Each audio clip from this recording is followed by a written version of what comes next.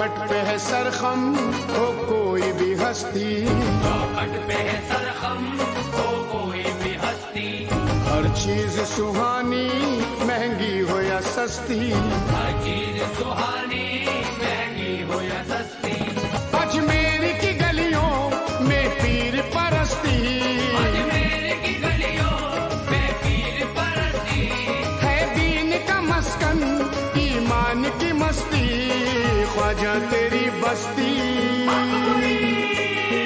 ख्वाजा तेरी बस्ती में रहमत बरसती, ख्वाजा तेरी बस्ती में रहमत बरसती, ख्वाजा तेरी बस्ती में रहमत बरसती, ख्वाजा तेरी बस्ती में रहमत बरसती।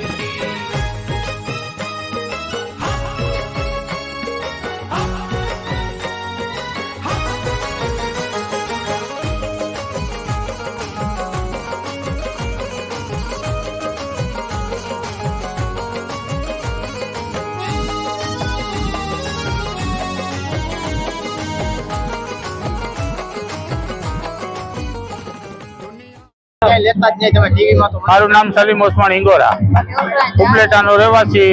આ ન્યાજ દરમિયાન બધી ન્યાજ હું એકલો ભોગવું છું। કમિટી અમારી ઈસરાવાળા ઉપલેટાવાળા બધા કામકાજમાં બધે હોય છે। હિન્દુ મુસલમાનની એકતા છે, એમાં કોઈ જાતનો ઘટતો નથી। ગુલુ બાપુના 2 છોકરા છે, એ ઉરસ કરે છે। રાત્રે કવાલીનો પ્રોગ્રામ છે, અટાણે ન્યાજ ચાલુ છે। 30 વર્ષથી આયોજન છે અમારું। ગામો ગામથી છે, રાજકોટથી, અમદાવાદથી બધેથી આવે છે। ઈસરા, ઉપલેટા, ઘાટકોડી, સમઢિયાળા બધેથી આવે।